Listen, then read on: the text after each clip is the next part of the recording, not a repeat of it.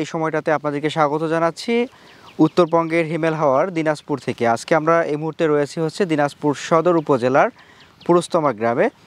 2022 সালের ঠিক এই সময়টাতে অর্থাৎ ফেব্রুয়ারির মাঝামাঝি সময়ে আপনাদের সামনে আমরা একটা ডকুমেন্টারি দেখিয়েছিলাম।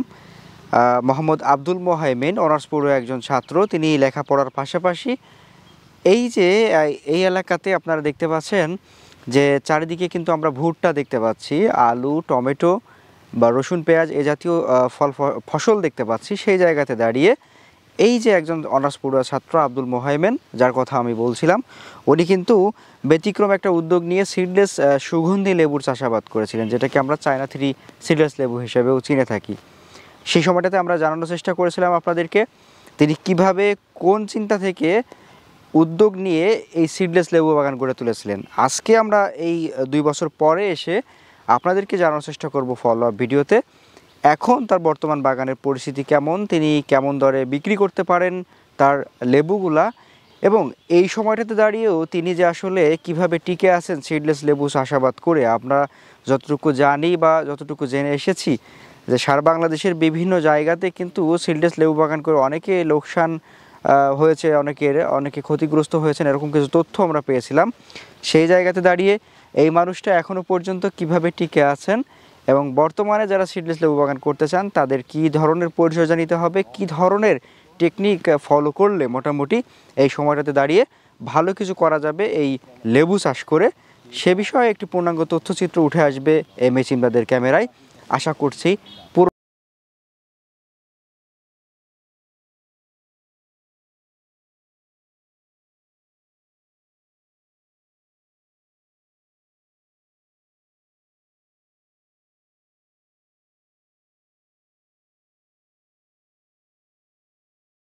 আমি আব্দুল মোহাইমিন। কেমন আছেন ভাই? আলহামদুলিল্লাহ। আলহামদুলিল্লাহ আমি অনেক ভালো আছি। 2 বছর পর দেখা হলো। জি, 2 বছর পর আমার লেবু বাড়িতে আবার আসছেন। সেই 2022 সালে দেখা হয়েছিল না? জি, 2022 সালে। আজকে 2024 সাল। 2024 সাল, তারা 2 বছর হয়ে গেল। 2 বছর। ফেব্রুয়ারিতে দেখা হয়েছিল। জি, ফেব্রুয়ারিতে। তখন সবে শুরু করছিলেন? সবে মাত্র, মানে নতুন, একেবারে নতুন শুরু করছিলেন। নতুন অবস্থায় ছিলাম। নতুন অবস্থায় মোটামুটি ভালো অনেক গল্প শুনেছিলাম কিভাবে আসছিলেন, যাত্রাটা কেমন ছিল। শুরুর গল্পটা আমরা ভালো শুনেছিলাম। এখন 2 বছর হয়ে যাওয়ার পরে আমরা কিন্তু একজন সফল উদ্যোক্তা হিসেবে বলতে পারি, তাই না? জি, এখনকার যতটুকু আর কি বলা যায়। হ্যাঁ, এখনকার সময়টা সম্পর্কে একটু আমাদের বলো, কেমন চলতেছে? আলহামদুলিল্লাহ ভাই, অনেক ভালো চলতেছে। আমার লেবু বাগানের প্রায় 3 বছর হয়ে গেল রোপণ করা থেকে শুরু করে। তো এখন আলহামদুলিল্লাহ এখন বাগানে ডালপালাও অনেক হয়েছে। এখানে লেবু উৎপাদন হচ্ছে, তার পাশাপাশি এখান থেকে চারা উৎপাদন করি। চারা উৎপাদন করে নতুন উদ্যোক্তাদেরকে হাতে দেই। আপনার লেবু বাগানের পরিধি কি আরও বাড়লো কিনা? হ্যাঁ, পরিধি আমার এখন বর্তমানে 10 কাঠার উপরে বাগান। 10 কাঠার? জি, আরও সামনে নতুন করে বাগান তৈরি করার চিন্তা ভাবনা করতেছি আর কি। এখন মূলত লেবু বাগানে কি কি পরিচর্যা রয়েছে, কিরকম কি একটু বলেন? লেবু বাগানের সেরকম আহামরি পরিচর্যা নাই ভাই। লেবু বাগানে শুধু রোপণ করার সময় যা করলেন, জমি চাষ দিলেন, সার যতটুকু দিতে পারলেন, গোবর সার। তারপর রোপণ করার পরে বেশ, মানে সবচেয়ে যেটা গুরুত্বপূর্ণ বিষয় লেবু চাষের ক্ষেত্রে, সেটা হলো মাকড়। তো আমি আমার বাগানে দেখবেন আপনি পুরো বাগান ডালপালা একেবারে পরিষ্কার, একেবারে পরিষ্কার অবস্থায় আছে। আমরা প্রথমবার যখন দেখেছিলাম তখনও কিন্তু খুবই সতেজ ছিল বাগানটা। জি জি, এখনো কিন্তু 3 বছরে দাঁড়িয়ে বাগানটার এখনো আমরা ওরকমের সতেজ এবং সবুজ দেখতে পাচ্ছি। জি আলহামদুলিল্লাহ। যদিও শীতের এই সময়টাতে কিন্তু একটু পাতাগুলা হচ্ছে পেকে হলুদ হয়ে যায়, তারপর গাছের কালারটাও আলাদা হয়ে যায়, তারপরেও সবুজ দেখতে পাচ্ছি। হ্যাঁ, আলহামদুলিল্লাহ, সবকিছু আল্লাহর ইচ্ছা। তারপরেও আমি চেষ্টা করি, আল্লাহর ইচ্ছা, আমি চেষ্টা করি মাত্র। আর সব কিছু মিলে মাঝে মধ্যে আমি পরিচর্যা করি, কখন কি দিতে হবে। আর বিশেষ করে আপনার মাকড়ের বিষটা এভামেকটিন 1.8 DC, এটা নিয়মিত ইউজ করি আর কি। ওর পাশাপাশি ইমিডাক্লোপিড জাপ পোকার হিসেবে এটা দিলে আর কি পরিষ্কার থাকে। এর পাশাপাশি মাঝে মধ্যে পিজিআর হিসেবে যেগুলো ভালো কোম্পানির আছে এগুলো ইউজ করি। তারপরে আপনার ছত্রাকনাশক হিসেবে রিনোবিল গোল্ড, এরকম এ জাতীয় যে কোনো ভালো কোম্পানি দিয়ে থাকি আর কি মাঝে মধ্যে।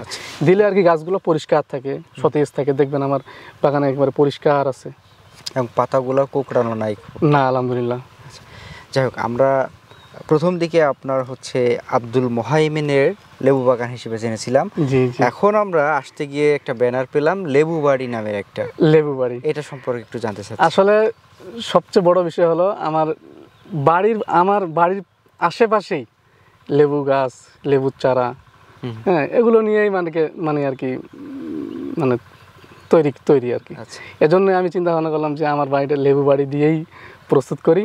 আর বিশেষ করে সবচেয়ে বড় বিষয় হলো, আমাকে অনেক ভাই কল দিয়ে বলে যে ভাই আমি এক জায়গা থেকে চারা নিছি, আমাকে শিকড় ছাড়া চারা পাঠাইছে, শিকড় ছাড়াই গুটি কলম চারা পাঠিয়েছে।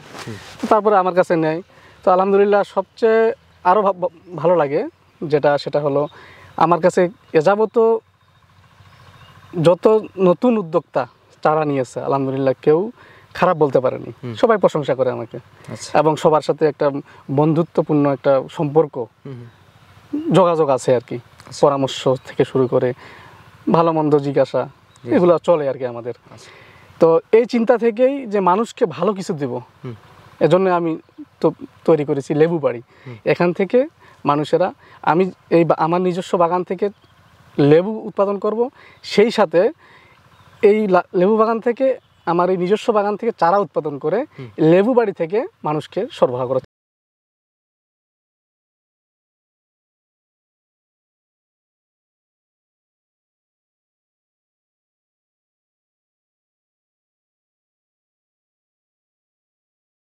এই ব্যাপারগুলো যদি আমরা একটু দর্শকদের দেখাই, আমরা এখান থেকে যদি আসলে আপনারা আমার বাগানের পরিস্থিতি দেখবেন, এটা এমন একটা জাত, এটা ম্যাজিকের মতো জাত।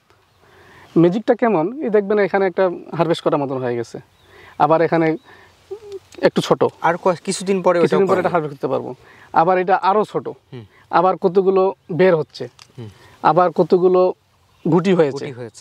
এই যে এইভাবে ধারাবাহিকভাবে, আবার উপরে দেখতেছেন কুশি নতুন আসতেছে, বন্ধ হয়ে গেছে। এই যে কুশিগুলাতে নতুন করে আবার ফুল আসবে, বুঝছেন? মানে ধারাবাহিক এভাবে স্টেপ বাই স্টেপ কিন্তু সারা বছর এই জাতের লেবু থেকে যায়, তাই না? জি। এখন আপনাদের এলাকাতে কেমন দাম পাচ্ছেন লেবু? তো আমাদের স্থানীয় বাজারে 300-400 করে চলতেছে এখন বর্তমান। 300-400, এটা কেমন হিসাব? 3 থেকে 400-র মধ্যে আর কি বাজারটা চলছে। 100টা লেবুর দাম? হ্যাঁ, 103 পিস প্রতি আমরা হিসাব করতেছি। পিস প্রতি 3 থেকে 4 টাকা চলতেছে আর কি। এটা হচ্ছে সহজ হয়, সহজ আর কি। সারা বাংলাদেশের সব দর্শকদের, কৃষকদের কাছে বুঝতে সুবিধা হয়, কারণ এক এক জায়গায় কোথাও হালি বিক্রি হয়, কোথাও পিস হিসেবে বিক্রি হয়, এরকম। তো প্রতি পিসের দাম আপনারা এখন 3 থেকে 4 টাকার মধ্যে চলতেছে স্থানীয় বাজার, স্থানীয় পাইকার আমাদের। আর সামনে রমজান মাস, আসলে ভাই এটা তো একটা সবজির মধ্যে পড়ে, লেবুটা এক সবজির মধ্যে পড়ে। প্রতিটা জিনিসের উত্থান পতন আছে।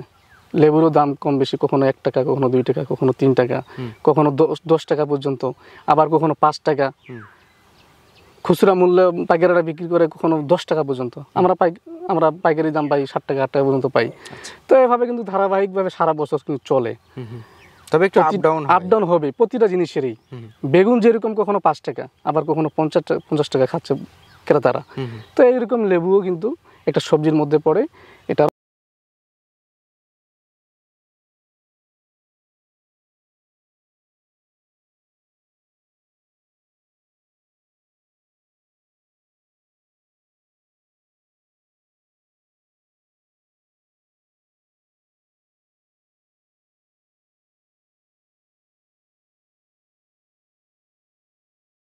ঘোরার পরে আমাদের এতটুকু আমরা তথ্য পেয়েছি, এতটুকু তথ্য আমরা জানতে পারছি যে লেবু চাষ করে অনেক জায়গাতেই নাকি অনেকে ক্ষতিগ্রস্ত হচ্ছেন বা ওরকমেরভাবে লাভের মুখ দেখতে পাচ্ছেন না। আপনাকে আমরা 22 সালে দেখলাম যে 1 বছর প্রায় সমবয়স, 1 বছরের কাছাকাছি বাগান, এখন তো প্রায় 3 বছর অতিক্রম করছেন। কিভাবে এখনো টিকে আছেন? আলহামদুলিল্লাহ, সবকিছু আল্লাহর ইচ্ছা। আর একটা বিষয় লক্ষ্য করবেন, যারা বাগান কেটে ফেলতেছে তারা কিন্তু না বুঝেই কেটে ফেলতেছে। ধৈর্য ধরতে হবে কিন্তু অবশ্যই। লেবু বাগান ছাড়া অন্যান্য যারা বাগান করতেছে, মালটার বাগান বলেন, অন্য বাগান বলেন, ওদের কিন্তু আরও দীর্ঘ সময় অপেক্ষা করতে হয়। কিন্তু লেবুর বাগানে এত দীর্ঘ সময় অপেক্ষা করতে হয় না ফলের জন্য। লেবু বাগান কিন্তু আমি দেখছি যে 6 মাসের পর থেকেই একটা রেজাল্ট পাওয়া যায়, 1 বছরের মধ্যে একটা ভালো রেজাল্ট পাওয়া যায়। তো সেই ক্ষেত্রে আমি চিন্তা করি যে লেবুটা আসলে খারাপ কিছু না, আচ্ছা, খারাপ কিছু না। এখানে যদি কেউ ধৈর্য সহকারে কিছু করতে চায় স্বাভাবিকভাবে, আমি বলবো না যে লেবু চাষ করে কেউ কোটিপতি হবে, আবার কেউ বড় কিছু করে ফেলবে, এইরকম আমি বলতে পারবো না। আমি আলহামদুলিল্লাহ এই দীর্ঘ 3 বছরে যেটা পেলাম আলহামদুলিল্লাহ সন্তোষজনক। এখানে আপনার সবসময় যে প্রতিদিন যে দেখাশোনা করতে হবে এরকম না। আমি 1 সপ্তাহ পর, কখনো 10 দিন পরও আসি না, সময় মতো আমি আমার ব্রেনটে আছে যে আমি এই সময় গিয়ে আমি এই কাজটা করব, আমার বাগানে এই সমস্যা আছে, আবার এই সময় আমি এই পরিচর্যা করব, আচ্ছা, ঠিক ওই সময় আমি এসে করে ফেলি। আচ্ছা, এখন মোটামুটি আপনাকে আমরা সফল একজন উদ্যোক্তা হিসেবে চিনে আসছি বা জানছি। এখন বলতে পারি যদি আমরা শুধু লেবু চাষের হিসাবটাও করি তাহলে সফল একজন লেবু চাষিও বলতে পারি। জি আলহামদুলিল্লাহ। সেই জায়গা থেকে কি কি সমস্যা পেলেন লেবু চাষে আমাদের দর্শকদের উদ্দেশ্যে একটু বলবেন যে কি কি প্রতিবন্ধকতা মনে হলো আপনার? প্রতিটা বাণিজ্যের ক্ষেত্রেই, প্রতিটা আমাদের ক্ষেত্রেই প্রতিবন্ধকতা থাকবেই। লেবু হোক, টমেটো হোক, মালটা হোক, সবসময় এক লেভেল যাবে না, কখনো বাজার উত্থান পতন হবে। তো এভাবেই একটা মানিয়ে নিয়ে চলতে হবে। আচ্ছা আচ্ছা, নিজেকে মানিয়ে নিয়েই চলতে হবে। তো এমন কোনো মেজর কোনো সমস্যা পেলেন এই চাষে যে আসলে? এই চাষে সবচেয়ে মেজর যেটা সমস্যা সেটা হলো প্রতিটা উদ্যোক্তাদেরকে, নতুন যারা আসবে, যারা পুরাতন আছে, সবাইকে বলবো যে বছরে মাঝে মধ্যে 2 বার হোক 3 বার হোক কপার অক্সিক্লোরাইড নামের গ্রুপের একটা ঔষধ পাওয়া যায়, এই ঔষধটা লেবু বাগানে ইউজ করতে হবে। আচ্ছা, কপার অক্সিক্লোরাইড নামের যে বীজটা আছে এটা অবশ্যই ইউজ করতে হবে। যদি এটা আমরা মাঝে মধ্যে ইউজ করি তাহলে ক্যাঙ্কার নামক যে রোগটা আছে এটা বাগানে আসবে না। আচ্ছা, দেখেন আমার বাগানে ডালপালা একেবারে সতেজ আছে, কিন্তু রোগাক্রান্ত ডাল। আর যদি আমার আপনার কপারের সমস্যা থাকতো তাহলে ঘায়ের মতো, দাউদের মতো লাল লাল স্পট হতো, কিন্তু আমার বাগানে সেটা নাই। আমি মাঝে মধ্যে মাকড়ের বীজটা নিয়মিত রাখি, পালার বীজটা নিয়মিত রাখি, এর সঙ্গে জাপ পোকার বীজটা রাখি, এর পাশাপাশি কপার অক্সিক্লোরাইড নামক যে বীজটা আছে, এই পাউডারটা আছে, মাঝে মধ্যে স্প্রে করি।